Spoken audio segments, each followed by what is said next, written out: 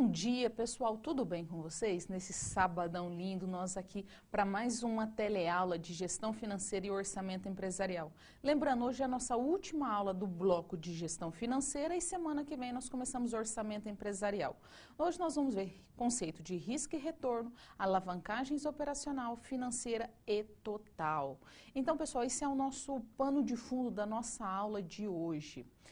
O que nós pretendemos com a aula de hoje? Aprofundar um pouquinho mais o conceito de gestão financeira, um pouquinho mais de conceito ali de maximização de valor da empresa, para depois nós entrarmos em orçamento, que é a nossa, um pouquinho ali, que completa ali a nossa questão de gestão financeira.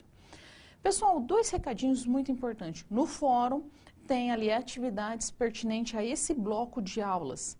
E a segunda-feira irei postar outro fórum com questões, com atividades pertinentes ao orçamento empresarial. Vão realizando essas atividades, é muito importante para a aprendizagem de vocês. Então, assim, se você começar já a fazer essas atividades, não deixar para o final, a prova vai ser muito mais tranquila. Lembrando, vocês podem utilizar a calculadora. E antes que vocês perguntem, porque nós temos um pouquinho de fórmula aqui, sim, vai ter fórmula na prova, vai ser disponibilizada a lista de fórmula para vocês. Não se preocupem, pode ficar tranquilo quanto a isso. Então, vamos ali olhar um pouquinho sobre risco e retorno, como que é o risco operacional e o risco financeiro. Vamos dar uma olhadinha na nossa aula. Então, nós temos ali o risco econômico, também conhecido como risco operacional, que ele é aquele que é presente sobre a atividade da empresa, aquela atividade que a empresa exerce. Pode ser sobre qualquer atividade, pode ser uma empresa dedicada à logística, pode ser de serviços, pode ser de produção, pode ser e-commerce. Vai ter sempre um risco ali relacionado à atividade dela, que é inerente a ela, referente às características.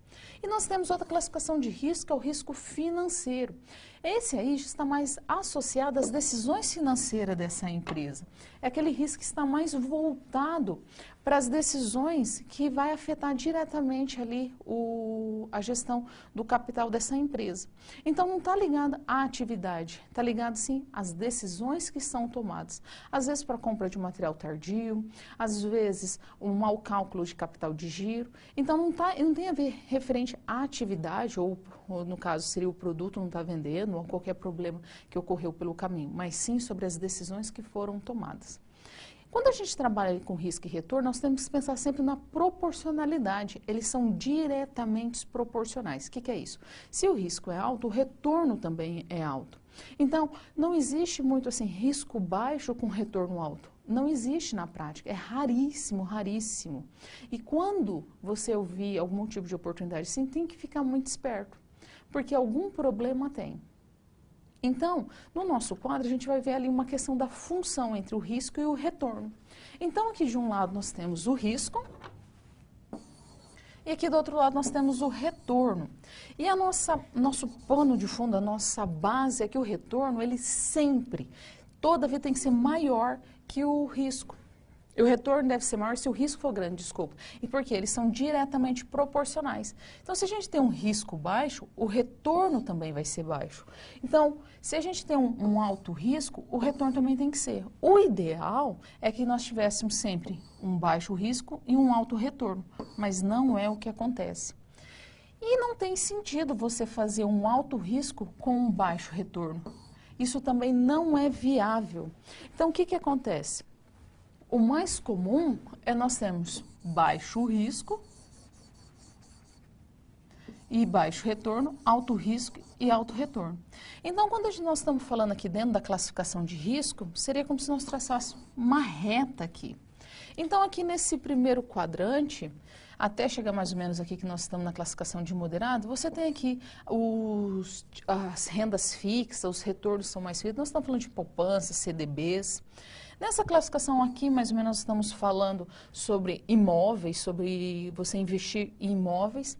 Nessa categoria aqui, nós já estamos falando de ações. E aqui no topo, na parte mais alta, nós estamos falando diretamente de empresa. Então, aqui nós temos, no primeiro momento, aquele de renda fixa, aqui nós temos falando de imóveis, ações, e aqui você está falando sobre quando você cria a sua empresa, que é o tipo de risco mais elevado que existe. Por que esse risco é tão elevado? Porque você coloca todos os seus sentimentos ali, coloca todo o seu projeto, coloca todo o seu planejamento. Então, ele é considerado um risco altíssimo. Claro que pode dar certo, por isso que o retorno também é alto, mas também pode dar muito errado. E não é incomum a gente ver empresas ali com bastante problemas. E no caso, a gente não joga dinheiro fora, mas nós montamos empresa e essas empresas falem. Ou lançamos produtos que ele não tem sucesso, ele acaba dando um prejuízo enorme para a empresa. Então, nós temos ali diversas variáveis que compõem o nosso negócio, que pode vir causar um risco muito alto e um retorno também, às vezes pode ser muito baixo ou muito alto. Então, vai depender da forma que nós estamos lidando com o nosso negócio. E se dentro dessa classificação de risco, já que a criação de empresa e negócio próprio é o mais alto, eu vou falar uma outra coisa para vocês. O tipo de sociedade de maior risco que existe é aquela familiar. Aí você fala assim, mas a minha esposa, minha companheira, quem está ali junto comigo é da minha família. Aí que é o problema.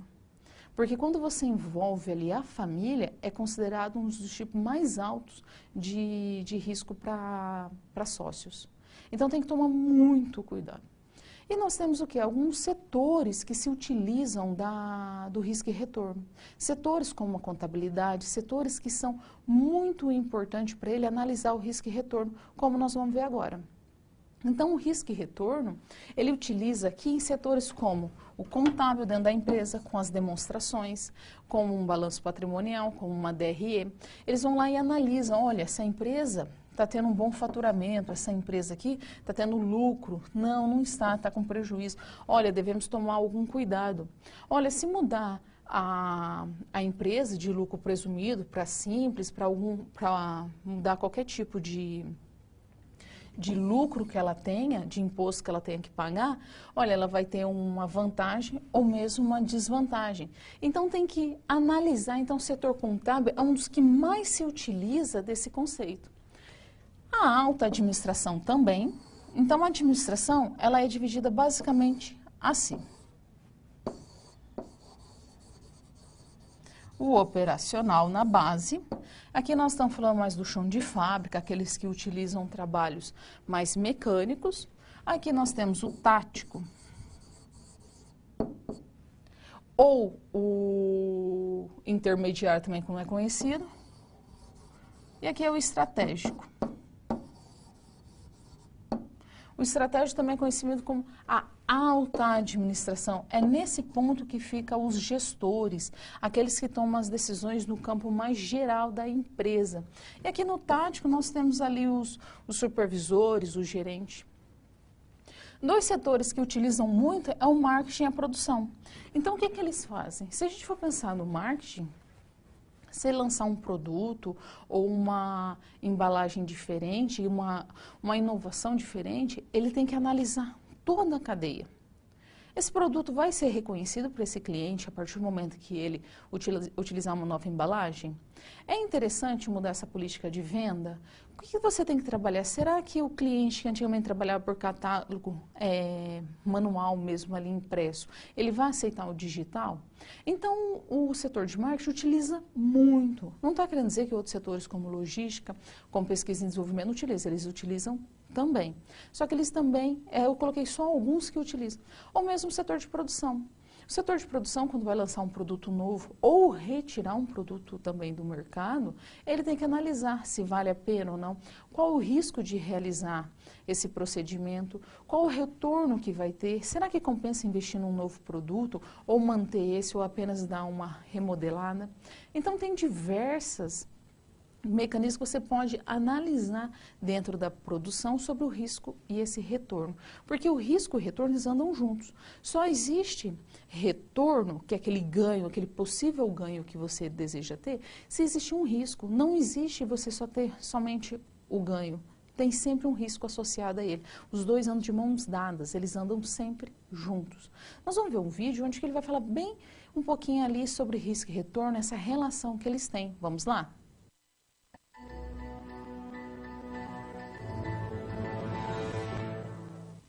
Você consultou o seu gerente de banco ou um planejador financeiro, mas não entendeu muito bem alguns dos termos que ele usou para te explicar quais são os investimentos que estão disponíveis para você. Quer uma ajuda? A equipe do Como Investir ouviu especialistas e pediu que eles explicassem pra gente esses conceitos para que você pudesse tomar boas decisões de investimento. Vamos entender agora o que significa a relação risco e retorno.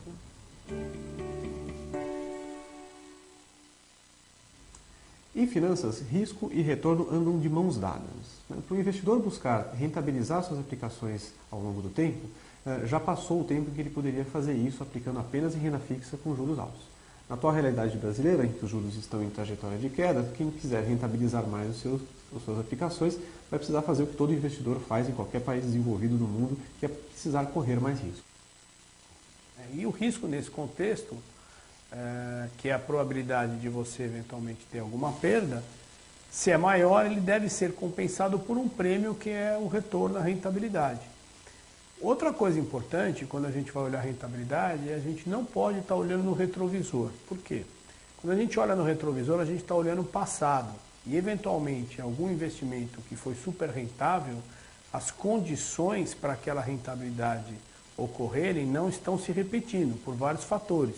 Fatores macroeconômicos ou políticos, enfim, ou uma conjugação dos dois, né? Entretanto, para que o investidor assuma riscos no seu portfólio, é extremamente importante que ele conheça seu perfil. Por isso, da importância da avaliação do perfil do investidor. As aplicações de risco por excelência são as ações, a Bolsa de Valores. Porém, para que esse risco se materialize em alta, o investidor precisa ter tempo, né? O conceito de diversificação temporal. Os ativos de risco, e a Bolsa é o ativo de risco por excelência, precisa de tempo para materializar o seu potencial de alta e acomodar no curto prazo as grandes flutuações. Mas a gente pode ter uma razoável certeza que quanto maior o horizonte de tempo que a gente observa, né, se a gente olhar 3 anos, 5 anos, 10 anos, quanto mais tempo melhor, maior é essa relação entre o risco que você corre na sua aplicação e a rentabilidade que você tem de ter ao longo do tempo.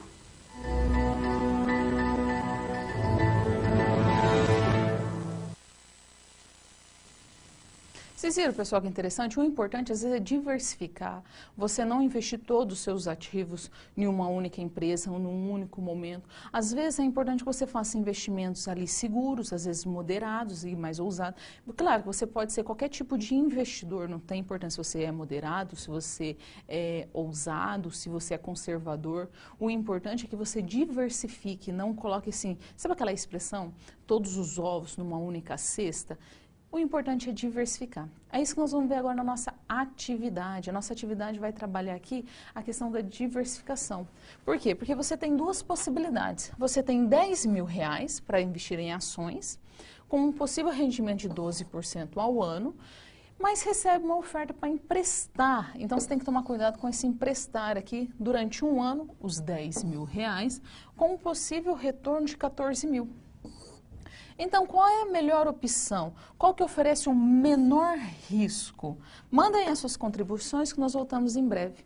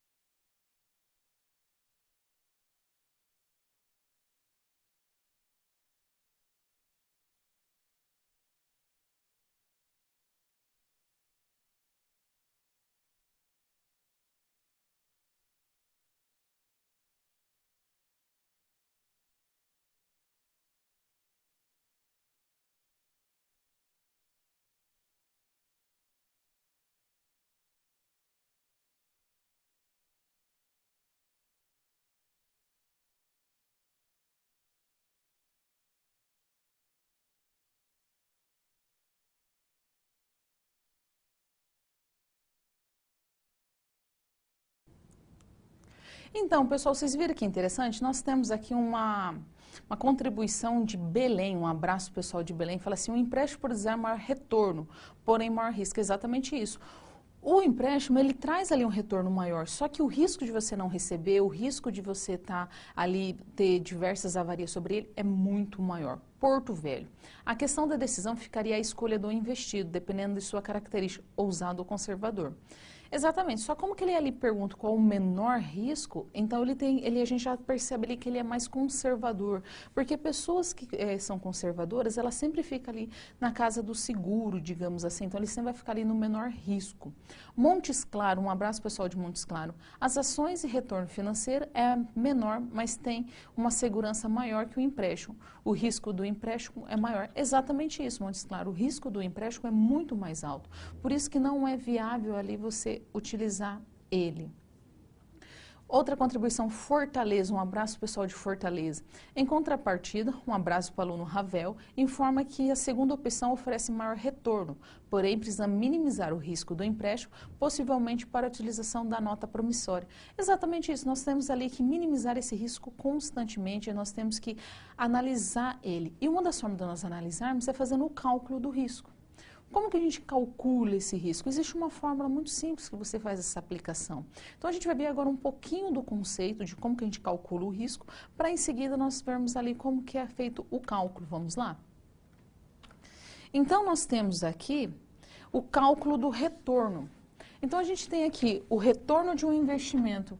Quando a gente vai sempre calcular o retorno de um tipo de investimento que nós vamos fazer, nós tentamos analisar sempre o ganho ou o prejuízo. Nós não desejamos ter prejuízo, ninguém quer ter prejuízo, mas acontece. E uma das formas da gente poder calcular ele é utilizando a fórmula que nós vamos ver em seguida. Então, a gente sempre vai ver dentro do intervalo de tempo. E esse retorno ele tem duas características básicas, tem duas maneiras. A primeira é sobre as mudanças no valor do ativo, dentro daquele tempo a ser considerado, ou também sobre o fluxo de caixa recebido pelo investidor na forma de lucros, dividendos. Os dividendos são partes do lucro da empresa atribuída aos acionistas, ou mesmo aqueles juros recebidos, sempre proporcionado pelo ativo. Então, assim, quando você foi ali e investiu um valor X, você desejava receber um X mais 2, aí pode ser mais 3, não menos 1, menos 3. Então, assim, é sempre para aquele valor daquele ativo que você investiu. E uma das formas que nós podemos calcular é aplicando a fórmula. A fórmula vai estar disponibilizada para vocês na prova, viu? Pode ficarem tranquilos com relação a isso. Então, o K é a taxa de retorno do ativo durante um intervalo de tempo. Então, é sempre aquela taxa que você vai definir. O P, aqui com o Tzinho embaixo, é o preço ou valor do ativo no fim do período. Então, inicialmente, a gente tem sempre aquele valor do ativo no fim do período e o valor menos o valor do ativo que nós ali aplicamos no início do período. Então, aqui, ó, P menos T menos 1 é sempre no início do período que nós estamos falando. Enquanto que o D é o fluxo de caixa proporcionado pelo ativo durante aquele período. Tudo isso dividido, novamente, pelo preço ou valor do ativo no início do período. Então, é só aplicação de fórmula mesmo, é bem facinho. O que nós fazemos? Nós temos uma empresa aqui, e ela aplicou seus recursos na Bolsa de Valores num determinado período, num determinado início de ano, e não fala esse ano.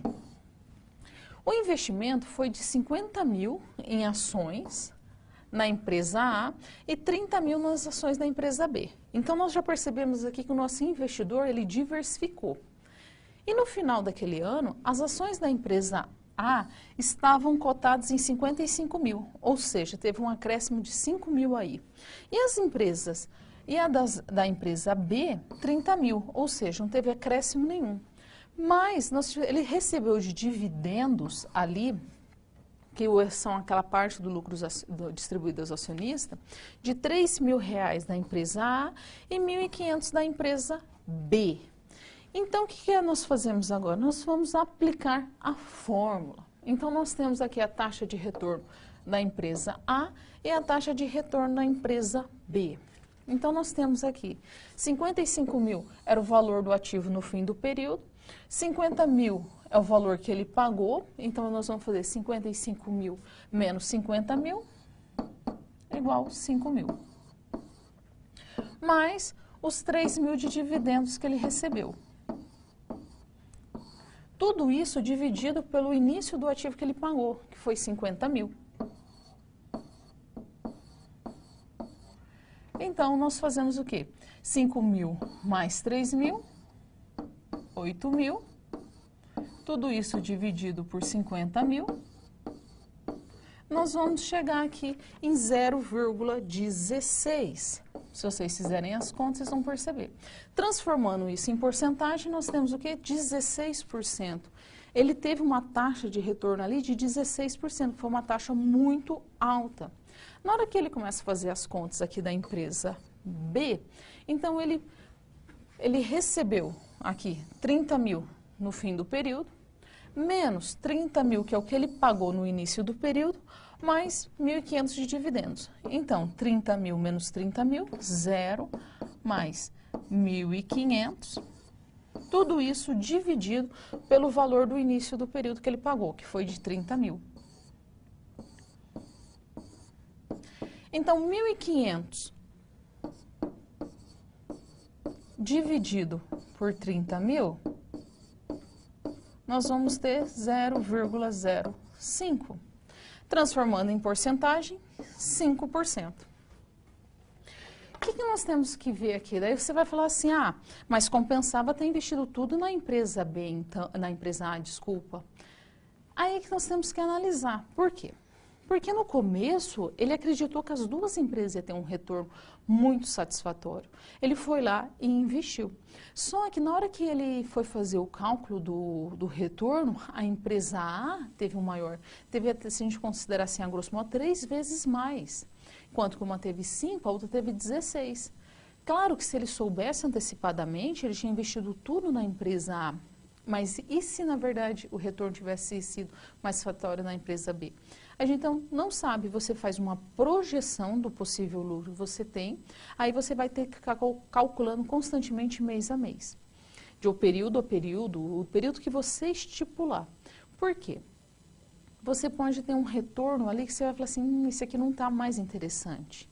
Você pode, como eles falam, estopar, você resolve parar e vender essas ações. Ou você eleva esse ponto de valor mínimo que você deseja ganhar. Aí vai depender do tipo de investidor que você é, vai depender do tipo de ação que você vai tomar ali. Se você vai desejar manter essas ações, se você vai resolver vender. Aí vai depender mais do seu perfil, se você é conservador, moderado, ousado. Aí vai depender muito do seu perfil mesmo. Agora nós vamos ver um pouquinho a relação novamente sobre risco e retorno, sobre outras vertentes, sobre uns investidores, sobre gerentes de banco, como que trabalha. Então vamos lá?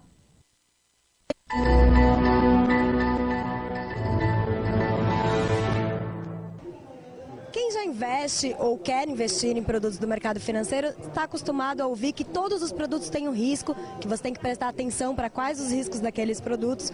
Mas o que são esses riscos? Eu estou aqui com o Martim Iglesias, da área de Educação de Investidores do Itaú Unibanco. Ele vai explicar para a gente. Martim, quais são esses riscos dos produtos do mercado financeiro? Bom, tem vários riscos, né? Eu vou citar alguns deles. Acho que o primeiro é o risco de crédito, vinculado principalmente aos ativos de renda fixa, né? Os títulos, CDBs, debêntures, né? Que basicamente estão vinculados ao fato do emissor do título não ter a capacidade de pagar na hora do resgate ou principal ou parte dos juros disso. Isso é muito presente, que nem eu falei no mercado de renda fixa. Mas não é esse o único risco. Acho que tem 2 outros importantes. O primeiro deles é o risco de liquidez, que eventualmente você pode investir num ativo que talvez na hora de você querer vender, desfazer-se deles para ter seu dinheiro de volta, talvez você não consiga fazê-lo sem sacrificar de alguma forma considerável o preço, né? Então, muitos ativos têm essa característica. Algumas ações de segunda linha, por exemplo, alguns títulos de renda fixa, alguns imóveis, por exemplo, é difícil vendê-los, né? Então, nesse sentido, é um risco importante para ser ponderado. E depois temos o risco de mercado. que tem a ver com oscilação, né? O risco de mercado é muito presente no mercado de ações, por exemplo, né? Quer dizer, aquela volatilidade, aquelas oscilações, aquele preço que varia o tempo todo, né? Isso pode provocar ansiedade no investidor, pode provocar perdas, por isso que é super importante saber como mitigar os riscos. Mas essas perdas significa inclusive do dinheiro principal que eu investi ou só do meu lucro? Não, veja, é possível perder principal. Existem estratégias, inclusive, na qual existem estratégias de alavancagem, na qual o investidor pode perder aquilo que ele investiu e, em casos extremos, perder até mais do que ele investiu, tendo que fazer aportes extras. É por isso que é extremamente importante que o risco seja tomado com moderação, digamos assim, ou com muito cuidado, muito adequado ao perfil do investidor. E por que então que há investidores que preferem produtos de risco, que investem em produtos arriscados? Não, eu acho que o risco, se tomado de forma saudável, é muito importante, porque ele ajuda na maximização do resultado total de um portfólio. Acho que o que não convém é direcionar todos os teus investimentos ao risco. O importante é ter uma carteira balanceada, na qual o risco pode servir como um tempero, uma parte, né? Ajudar a rentabilizar sem expor o bolo todo do teu dinheiro ao risco. Então, diversificação é uma ferramenta extremamente importante e certamente será cada vez mais importante no mercado brasileiro. Acho que a gente está aprendendo a lidar com o risco, será necessário, dado que os ativos de renda fixa não vão oferecer o mesmo retorno que ofereceram no passado. Então, saber quando assumir determinados riscos se torna a chave para o investidor conseguir rentabilizar corretamente seus investimentos. Para ficar claro para quem está assistindo a gente, me dá alguns exemplos de produtos mais arriscados e depois daqueles que são menos arriscados. Certamente títulos de renda fixa de curto prazo, por exemplo, títulos do governo, claramente são muito líquidos, então o risco de liquidez não está presente. O risco de crédito não existe também, porque é do próprio Tesouro, né? Quer dizer, e certamente o risco de mercado também não, ele praticamente não oscila, né? Então títulos curtos como as LFTs quase que não tem risco. E as LFTs são presentes em fundos DI, por exemplo, né? A própria poupança tem baixíssimo risco, investimento líquido. Quando a gente avança, por exemplo, para títulos privados de crédito como debentures, o risco de crédito já começa a aparecer, o risco de liquidez também. E quando a gente avança para o mercado de ações, ainda mais, o risco de mercado começa a aparecer, né? Então uma ação pode oscilar seu preço, pode cair, pode subir. Então o retorno, o resultado se torna imprevisível de alguma forma, né? E aí a dica volta, né? Quer dizer, é saber misturar esses investimentos de risco de forma a achar um portfólio equilibrado, né? Acho que a diversificação, por isso que eu estava dizendo, é certamente chave nesse atual momento brasileiro e para basicamente qualquer momento, em qualquer lugar do mundo. Tá certo, obrigada. Bons investimentos para todo mundo. Como investir? Investimento se aprende aqui.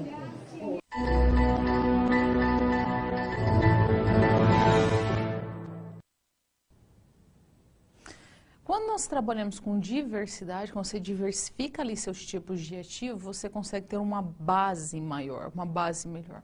E quando ele fala da FLSD nos fundos diretos ou os fundos da dívida pública, o interessante é que você tem ali dívidas que você pode comprar, que é os títulos do Tesouro Nacional, de 10, de 15, 12, 13 anos. Você tem ali da possibilidade de comprar também de 5, 6 anos.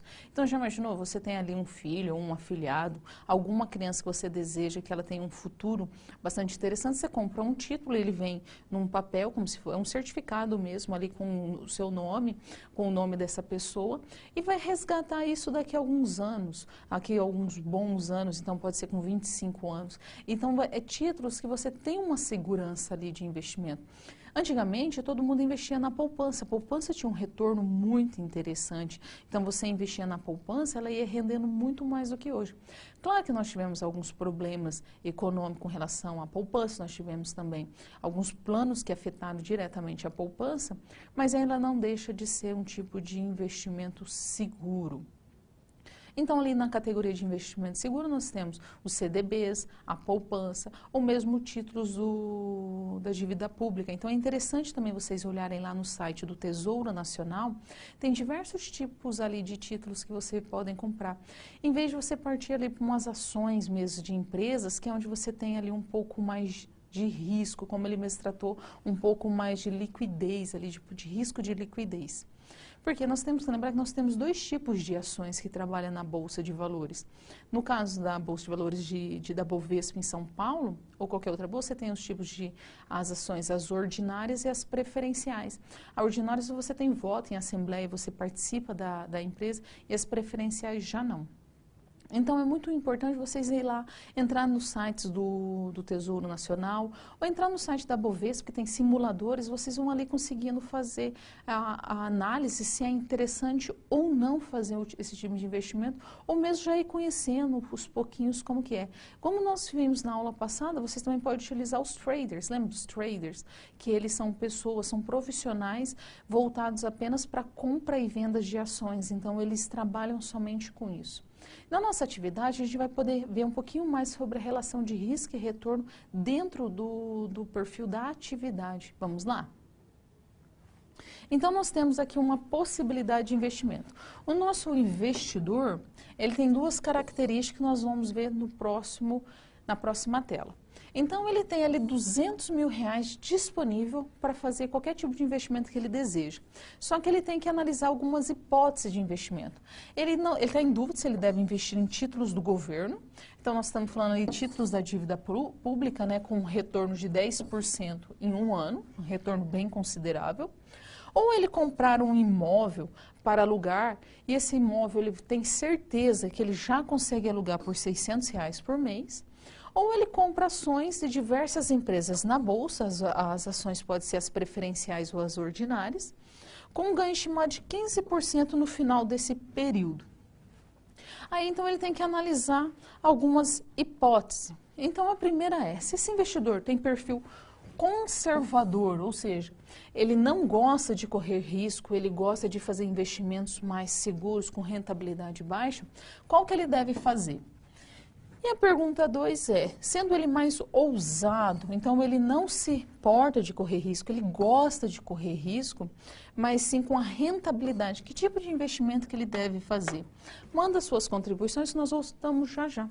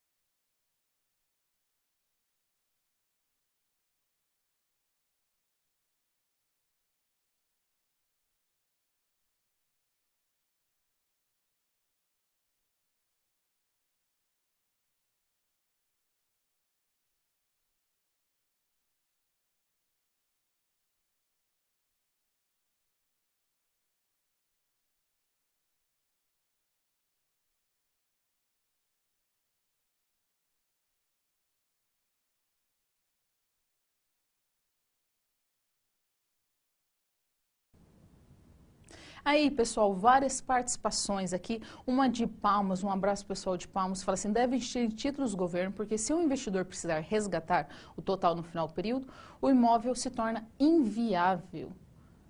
O imóvel não se torna inviável ali, porque o imóvel é dele, né? Se ele alugar, ele vai ter ali um contrato a ser realizado. Então, assim, ele não vai estar ali alugando simplesmente de boca a boca, né?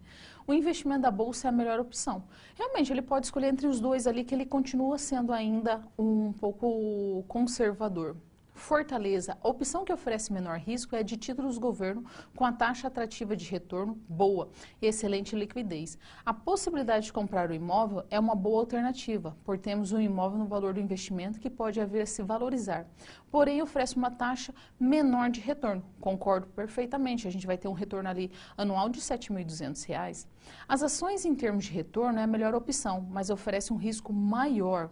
O recomendado para o investidor é diversificar o investimento. É exatamente isso, Fortaleza. Um abraço para vocês. O foco ali de qualquer tipo de investimentos é diversificar.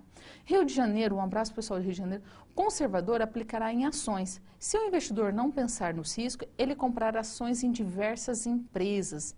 Exatamente, ele tem que pensar ali quais empresas ele deve comprar, quais empresas ela está mais segura no mercado e não comprando de qualquer uma. Maceió, um abraço para o aluno Wellington que mandou essa contribuição, ele fala assim, ó, primeiro, investir em títulos do governo com retorno de 10% em um ano. Realmente, investir nos títulos do governo ali é muito atrativo, ele tem uma grande possibilidade. O que nós vamos ver agora? Nós vamos ver como que nós podemos fazer alavancagem. Todo mundo já viu uma alavancagem, todo mundo já até visto alguém abrindo qualquer tipo de lata ou mesmo uma garrafa ali, pode ser refrigerante ou cerveja.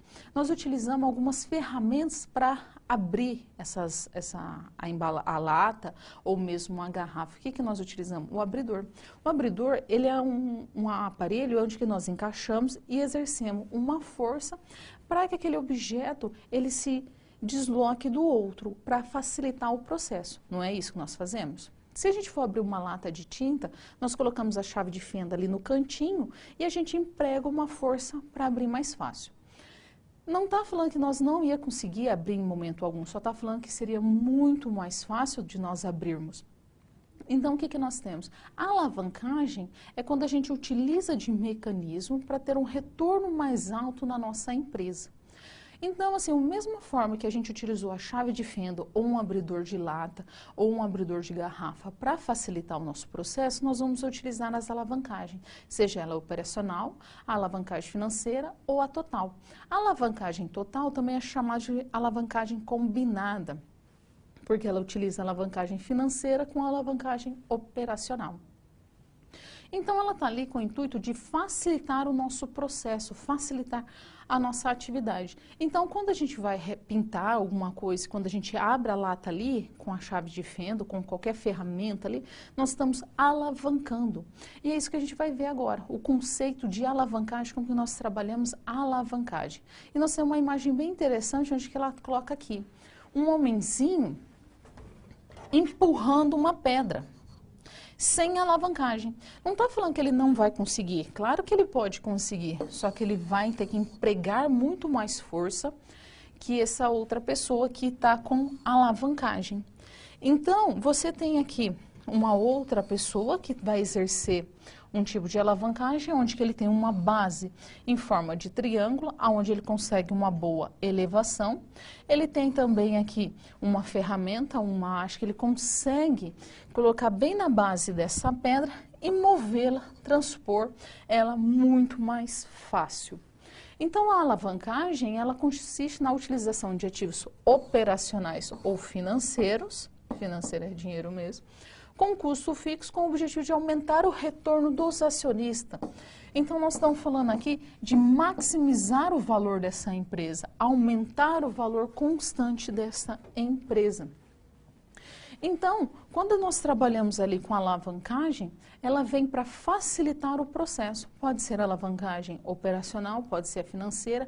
A empresa pode perceber e falar assim, acho que eu vou utilizar as duas alavancagens ao mesmo tempo, que é a alavancagem total. Nós vamos utilizar mais o termo da alavancagem total em vez da combinada. Então, vocês podem ficar tranquilos na prova que a gente vai falar mais sobre sempre a alavancagem total. Então, esse é o termo que nós utilizaremos. Então a empresa percebe ali que ela tem um custo fixo dos produtos X. E ele pode fazer o quê? Ele pode aumentar essa produção. Como que ela aumenta essa produção? Ela vai lá e percebe, olha, a minha capacidade produtiva hoje é de 30 peças. Analisando aqui dentro do nossos setores, a nossa produção, nós conseguimos elevar para 50, conseguimos quase dobrar, a gente consegue aumentar em 20 peças a mais por dia. Então, o que você vai acontecer com o custo fixo? Ele vai ser diluído em todos. Se o custo fixo é um valor X e você produz 30, vai ser X dividido por 30. Se você começa a fabricar, em vez de 30, 50, vai ser X dividido por 50. Por quê? Porque o custo fixo não altera, ele é fixo, ele é imutável, ele já está falando, ele é fixo em relação à empresa. Então, por isso que muitas vezes a alavancagem operacional, inicialmente, é mais interessante que a financeira. Vai depender do setor da empresa, vai depender da empresa, vai depender de vários projetos que tem ali dentro dela.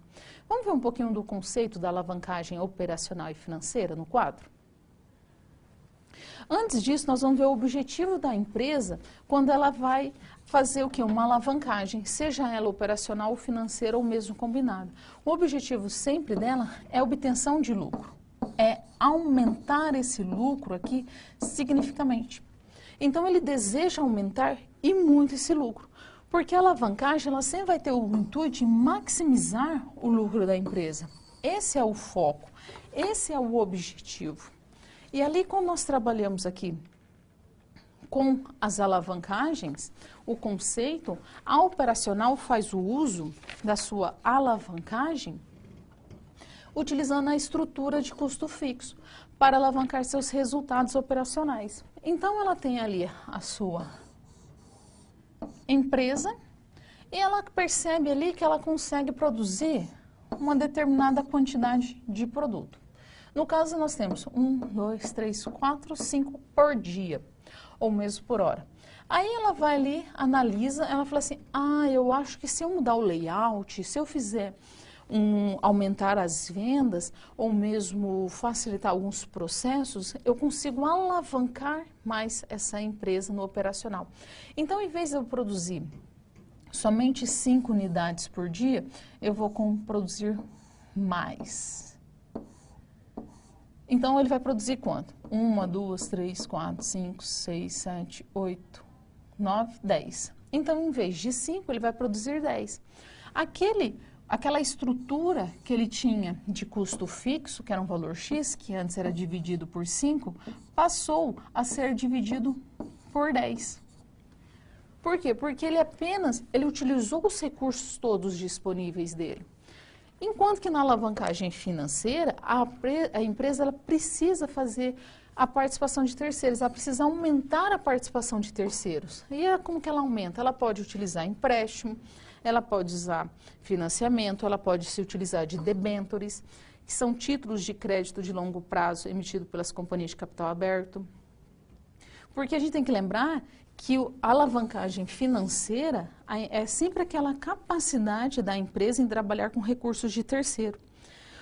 Ou mesmo quando a gente pensa aqui em debêntures, quando uma empresa começa a emitir debêntures, o objetivo dela é sempre na emissão desses debêntures a recursos a longo prazo para financiar qualquer tipo de projeto que ela deseja. Então, vamos pensar da seguinte maneira. A empresa tem um tipo de investimento que ela deseja fazer e ela não sabe, ali ela já fez todos os tipos de investimentos operacionais possíveis. Aí ela pensa assim, poxa, mas eu tenho condições de produzir mais, mas eu não tenho mais espaço físico, eu não consigo, um está esbarrando no outro. Não é incomum a gente encontrar empresas ali que um acaba se esbarrando no outro, trabalhando apertadinho. Então, o que ela vai? Assim, olha, eu preciso de um barracão maior, eu preciso de um layout maior, uma disposição maior dessas máquinas. E ele não tem dinheiro. O que ela faz?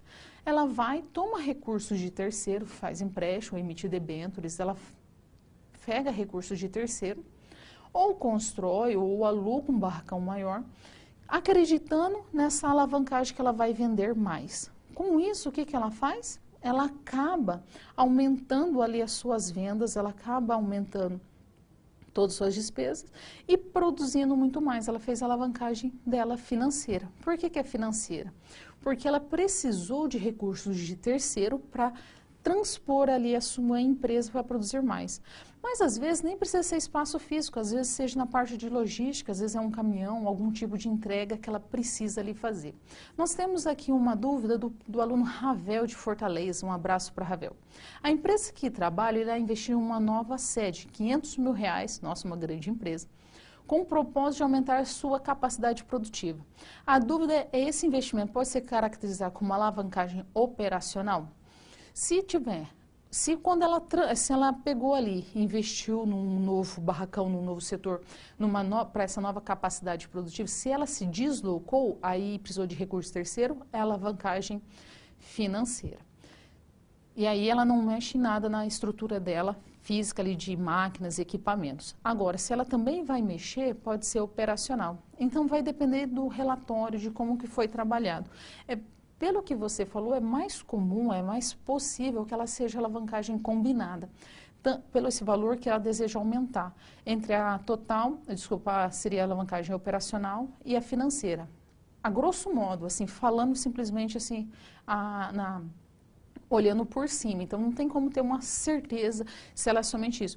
Mas a impressão que me passa é que ela acaba sendo uma alavancagem total, que eles vão também mexer ali na parte de custo fixo dela.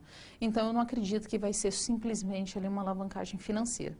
Mas se eles precisassem somente pegar, vamos colocar aqui, a gente tem uns equipamentos para produzir uma determinada quantidade, num espaço reduzido, e vamos pegar esses mesmos equipamentos, colocar no outro, e simplesmente só dispor das máquinas mais à distância e com isso acaba levando a produção, aí seria só financeira.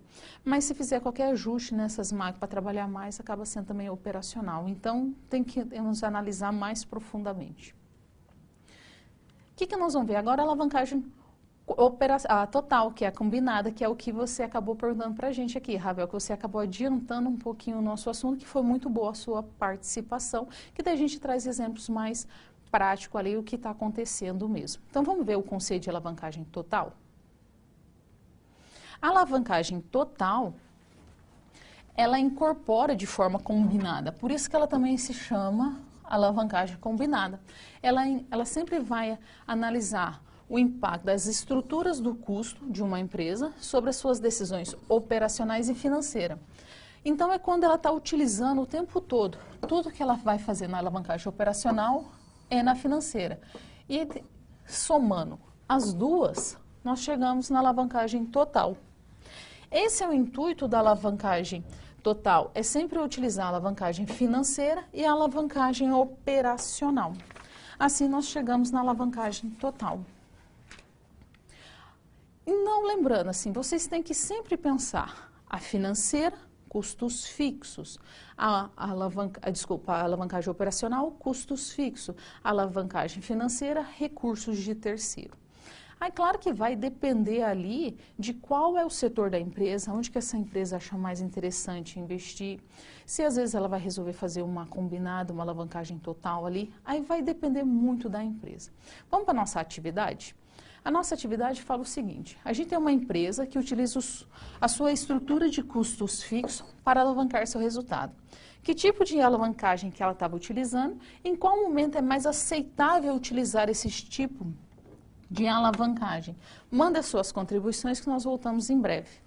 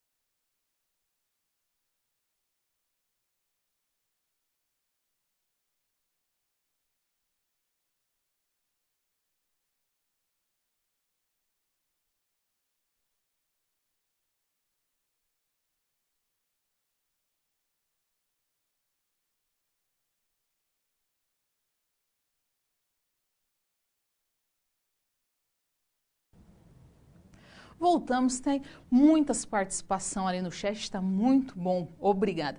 Fortaleza, um abraço Fortaleza, participando aqui muito. A alavancagem operacional é recomendada quando a empresa possui alternativa de aumentar a sua produção, perfeito, é exatamente isso, sem a necessidade de aumentar o custo fixo. Exemplo, quando a empresa possui uma máquina com capacidade ociosa e poderá aumentar sua produção e fazer a alavancagem operacional. Perfeito. Vocês responderam certinha, não tenho o que questionar aqui para vocês. Muito obrigada e parabéns. A próxima. Montes Claros fala também sobre alavancagem operacional. Um abraço pessoal de Montes Claros. Então, é realmente ali nós estamos falando, toda vez que falamos de custo fixo, estamos falando de alavancagem operacional. Pode mandar a próxima contribuição também. Rio de Janeiro, alavancagem operacional, utilizando quando a empresa quer produzir mais com a visão de aumento de lucro, que é sem dúvida seu objetivo fim. Exatamente isso, Rio de Janeiro. Muito obrigada. Macapá, um abraço pessoal de Macapá, responde operacional, pois a empresa necessitará aumentar a produção, objetivando aumentar o lucro. Exatamente isso, ela tem capacidade de aumentar ali a sua produção, então ela vai utilizar. Então nós temos outra contribuição aqui do aluno Absalão, de Fortaleza. A utilização de energias alternativa na indústria é uma forma de alavancagem operacional, partindo-se do pressuposto que diminui os custos e aumenta o lucro da empresa. No primeiro momento, ele vai ter que se utilizar de outras formas de energias. Então, se a gente está falando da solar ou a eólica, então ele vai ter que fazer um investimento ali. No primeiro momento, então, ele vai ter que fazer uma alavancagem financeira. Por quê? Porque ele vai ter que se utilizar de recursos, pode ser de terceiro ou próprios ali no caso, mas ele vai ter que investir ali. Depois ela acaba se tornando operacional, mas então ali no primeiro momento acaba sendo mais financeira, a menos que a empresa já tenha desde o início, aí não, aí ela é o tempo todo operacional. Então eu não sei se agora é no início da empresa, se a empresa já foi criada ou foi no meio do processo, aí vai depender. Se for início do processo, operacional. Se não for no início do processo, for depois no andamento da empresa, ali de 2, 3, 5, 10, quantos anos forem da empresa, aí a gente já está falando de alavancagem financeira. Vamos fazer o cálculo aqui, como que a gente pode calcular a alavancagem operacional? Vamos lá ver? Então, nós temos aqui um exemplo de alavancagem operacional. Nós temos a nossa receita, a gente vai produzir aqui no momento X1, 5.000 peças, que custa R$20. E a gente tem o objetivo de aumentar em 20% a quantidade vendida no período seguinte, que é aqui o X2. O que nós vamos fazer? Se inicialmente eu vendia 5.000, então quer dizer que aqui eu vou vender 6.000. 6.000 vezes 20, 120.000. 5.000 vezes 20, 100.000. Eu tenho um custo variável, que é aquele custo que varia com as vendas de 40%. 40% de 100.000, 40.000. E 40% de 120.000, 48.000. Eu vou fazer a subtração, que vocês vão ver aqui do lado, tá todos os símbolos para nós realizarmos as contas. Nós temos uma margem de contribuição no momento X1 de 60.000 e no momento X2, quando nós fizemos a alavancagem operacional, de 72.000.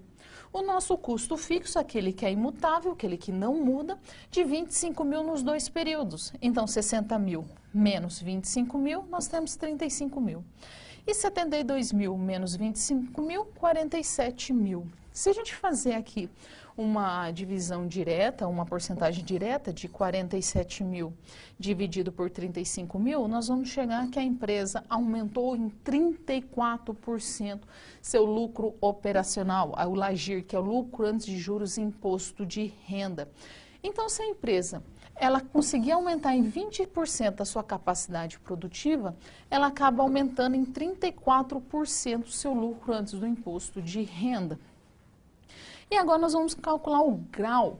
O que é o GAU? O GAU é a alavancagem operacional, o grau de alavancagem operacional, que nós calculamos sempre pelo LAGIR, que é a variação do LAGIR, que é o lucro, nosso lucro operacional ali, lucro antes de juros e imposto de renda sobre as vendas. Então, quando nós aumentamos 20% das vendas, nós tivemos um LAGIR de 34. Então, nós fazemos 34 dividido por 20, nós tivemos um GAU de 1,7. Foi esse o valor que nós aumentamos na nossa empresa. Então, nós podemos ver que quando a gente aumentou em 20% as vendas, nós tivemos um retorno muito expressivo. Por isso que é interessante, eu falo, no primeiro momento, a gente sempre fazer uma alavancagem operacional, principalmente se for pequena, micro e pequena empresa. Não que a financeira não seja interessante, como nós vamos ver agora. A financeira também é. Mas eu, particularmente, gosto de primeiro esgotar todas as possibilidades na alavancagem operacional para depois nós partirmos para a financeira. Então, vamos ver a nossa alavancagem financeira, como que nós podemos fazer? Nós temos aqui alguns exemplos de alavancagem financeira.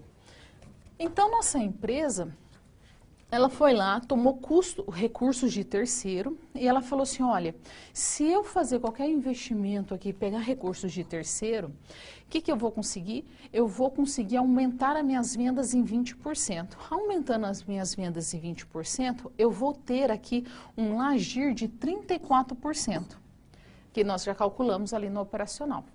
Então, o que nós estamos falando? A gente vai ter ali uma certeza, uma possível certeza, digamos assim, que quando eu fizer qualquer tipo de investimento financeiro, eu vou acabar produzindo mais.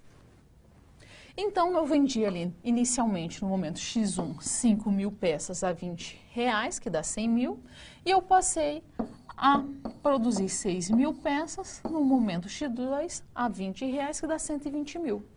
Eu tenho de custos financeiros, de encargos financeiros pelo empréstimo que eu tomei de 20 mil, que esse é imutável nos dois períodos. Então, nós temos aqui 100 mil menos 20 mil, 80 mil. 120 mil menos 20 mil, 100 mil. Então, meu LAIR, meu lucro antes do imposto de renda é de 80 mil e o outro de 100 mil. Aqui, os 30% do imposto de renda, nós supondo, porque daí nós vamos variar de empresa para empresa, então a gente supôs esse valor de 30% aqui do imposto de renda. Então, nós temos que fazer 30% de 80 mil é 24 mil, 30% de 100 mil é 30 mil. Então, nosso lucro líquido disponível é de 56 mil, que nós vamos fazer 80 mil menos 24 mil, 56 mil. 100 mil menos 30 mil, igual a 70 mil. Como nós estamos falando agora de uma SA, então nós estamos falando também de ações ordinárias. Nós estamos falando desse tipo de ações que tem direito de voto nas assembleias e não as preferenciais. Na nossa empresa que é as ordinárias. Então, eu vou dividir 56 mil por 10 mil ações. Então, cada papelote, cada ação vai custar 5,6 no momento X1, enquanto que no momento X2 vai valer 7. Se a gente fazer aqui o cálculo direto de 7 dividido por 5,6, nós vamos ter aqui um aumento de 25%. Ou também podemos fazer por regra de 3, aonde nós temos... Nós podemos fazer, apagar tudo fica mais fácil. Nós podemos fazer assim, 5,6 era o nosso 100%, não era? No primeiro momento, que era isso que nós tínhamos. O que nós podemos fazer? Não fomos para 7? 7 passou o outro para ser o nosso novo valor das nossas ações. Multiplicamos cruzado, 5,6 vezes x e 7 vezes 100%. Então, nós vamos ter aqui 5,6x igual a 700. X igual 700 dividido por 5,6. Realizando essa conta, vocês vão chegar sobre 1,25. E a gente quer saber o quanto que ele aumentou de 100%. Então, a gente só considera 25%. Por isso que aqui 25%. Ou poderia fazer direto também, 7 dividido por 5,6. Vocês vão chegar a 1,25 e a gente está falando que aumentou 25%. Então, a partir do momento que eu fiz um investimento ali, eu descobri que eu poderia aumentar em 25% as minhas ações, que é um lucro muito expressivo. E para calcular minha alavancagem financeira, meu GAF, como que eu faço? Eu pego a variação do lucro por ações, que deu 25%, que foi o meu acréscimo, dividido pelo meu LAGIR. A partir do momento que eu fiz aquela alavancagem financeira, eu aumentei em 34% meu lucro antes de juros e imposto de renda. Realizando essa conta, nós chegamos em 0,73. O que significa isso? Quanto maior for meu GAF, maior é meu nível de endividamento. Então, nessa empresa, ela realizou sim o seu GAF, ela fez ali sua alavancagem financeira, mas ela teve um investimento, ela não está muito endividada, ela está ali perto de 1 ali, 0,73, então ela está muito interessante. Então, quando vocês forem investir em ações, é interessante olhar o grau de endividamento dessa empresa, para saber se é interessante ou não, porque tem empresas que têm grau de alavancagem 3, 4, que são muito altos. Agora nós vamos ver a alavancagem total, como que nós fazemos. A alavancagem total, lembrando, é o cálculo que nós já fizemos na operacional, somado com a financeira. Somando as duas, nós chegamos no nosso GAT, que é o grau de alavancagem total. Vamos lá? Então, o nosso GAT é feito da seguinte maneira. Aqui é T, tá, pessoal? Nós temos o primeiro nosso GAL, que nós calculamos já anteriormente, o nosso GAF. Então, nós fizemos o quê? A gente primeiro utilizamos toda a nossa alavancagem operacional. Nós investimos ali, mudamos nosso layout, alteramos ali, e a gente produzia inicialmente 5.000 peças, fomos para 6.000 peças. Então, a gente pulou de uma receita operacional de 100 mil para 120 mil, menos nosso custo variável de 40%, que nesse 40% de 100 mil é 40 mil, e 40% de 120 mil, 48 mil. Nossa margem de contribuição no momento X1 foi de 60 mil, enquanto que no momento X2 dá 72 mil. Nosso custo fixo, aquele que não altera, é de 25 mil. Então, 60 mil menos 25 mil, 35 mil. 72 mil menos 25 mil, 47 mil. Aí, nós começamos a fazer o nosso GAF. Então, o que nós temos? Nós temos custos financeiros, porque a gente tomou empréstimo de terceiros, aí a gente pegou recursos de terceiro, e a gente tem que pagar os encargos aqui de 20 mil. Então, 35 mil menos 20 mil. 15 mil, 47 mil menos 20 mil, 27 mil. Nosso imposto de renda antes, nosso lucro antes do imposto de renda que foi de 15 mil e 27 mil, agora nós devemos calcular nosso imposto de renda. Então, de 30%. 15 mil menos 30% vai dar 4.500, 27 mil menos 30%, vai dar 8.100 nosso imposto de renda, 15 mil menos 4.500 dá 10.500, 27 mil menos 8.100 dá 18.900. Então, se a gente for dividir ali o nosso lucro disponível por ações, pela nossa LPA, que é 10 mil ações, então nós vamos ter aqui 10.500 dividido por 10 mil, 1,5, R$1,05, e depois nós temos aqui R$18,900. A partir do momento que nós fizemos a alavancagem total, nós pulamos das ações de R$1,05 para R$1,89. Se nós fazermos aqui a divisão direta para saber a porcentagem, vai dar 80%. Ou seja, a partir do momento que eu fiz uma alavancagem combinada aqui, que a gente conseguiu aumentar 25% nas vendas, a gente acabou aumentando 80% no lucro por ações. Então, esses 20% foram muito expressivos. Enquanto que para a gente calcular aqui o nosso GAT é muito simples. Como que nós podemos calcular? A gente pode descobrir o GAL sempre pela variação do lucro por as ações. As nossas ações não aumentaram 80%. Sobre as vendas, quanto que as nossas vendas aumentaram? Aumentaram 20%. Então, 80 dividido por 20, 4. O que significa esse 4? Ele significa um multiplicador.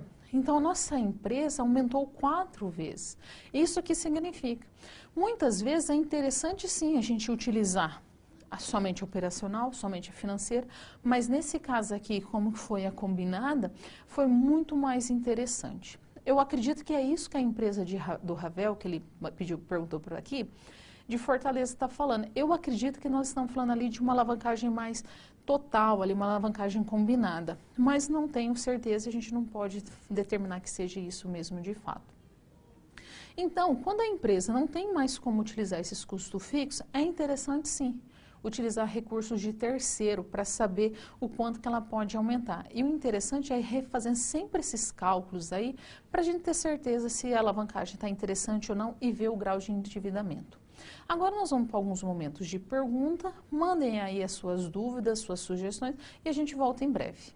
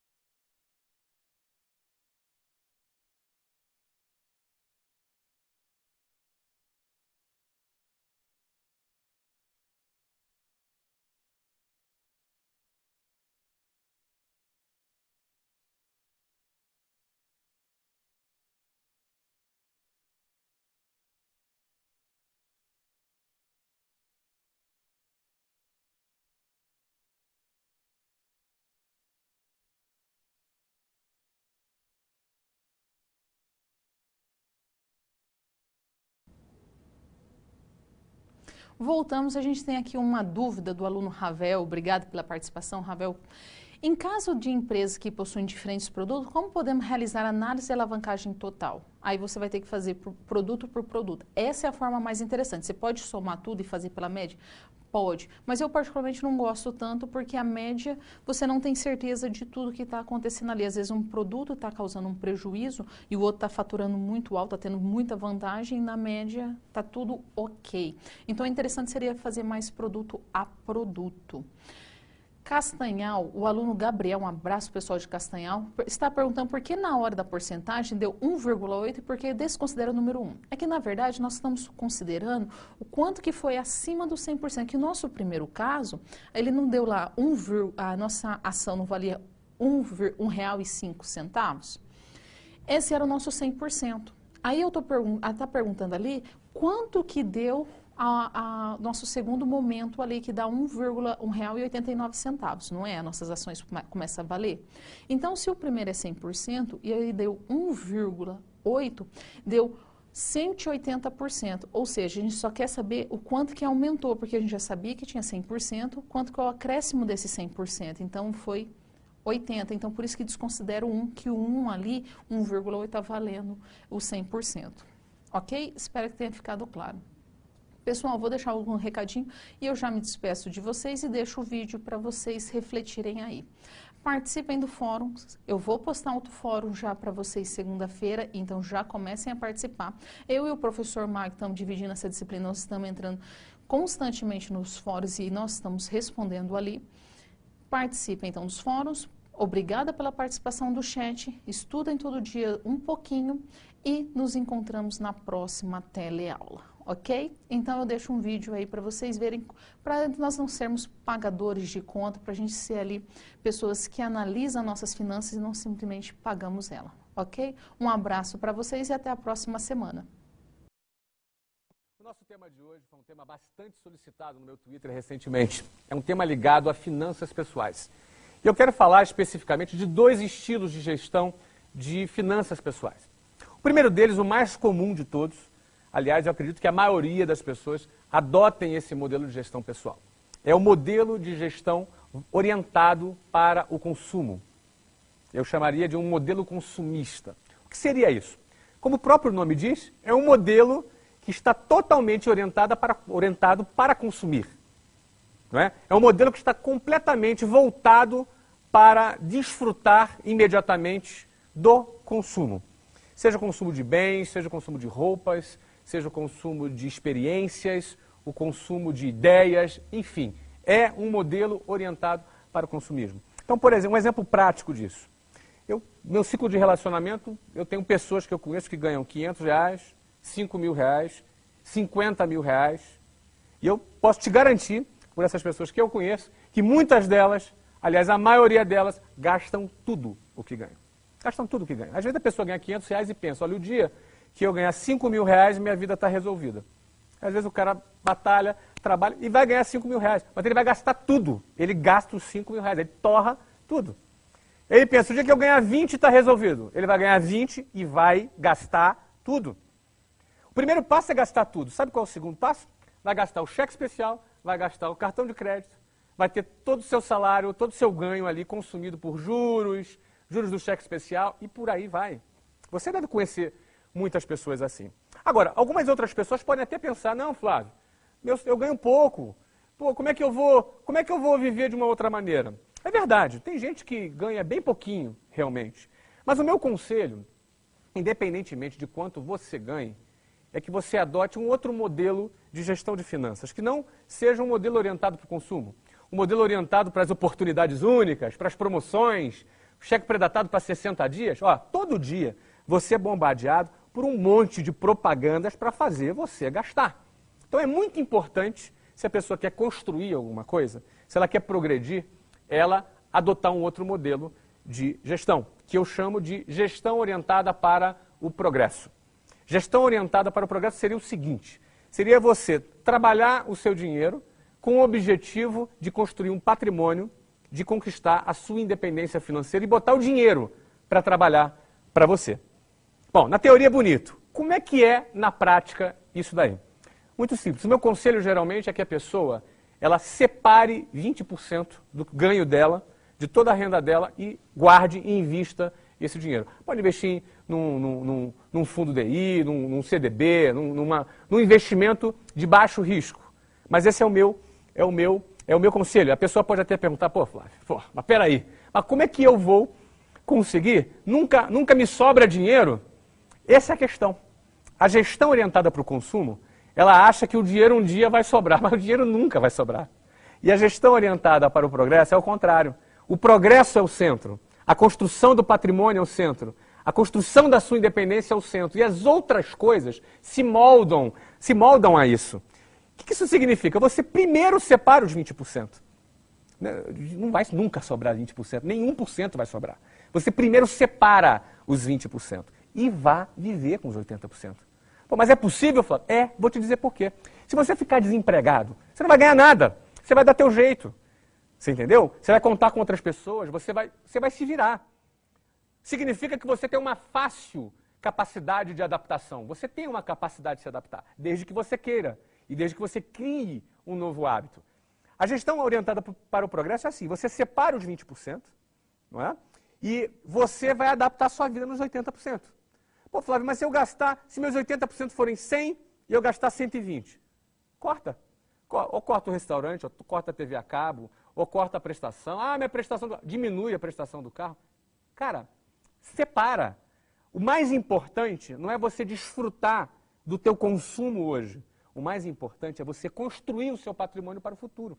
Para pensar, se você já trabalha há mais de 10 anos, se você tivesse guardado 20% de tudo que você ganhou nos últimos 10 anos, aplicado a 1% ao mês, 12% ao ano. Para pensar o tamanho do capital que você teria.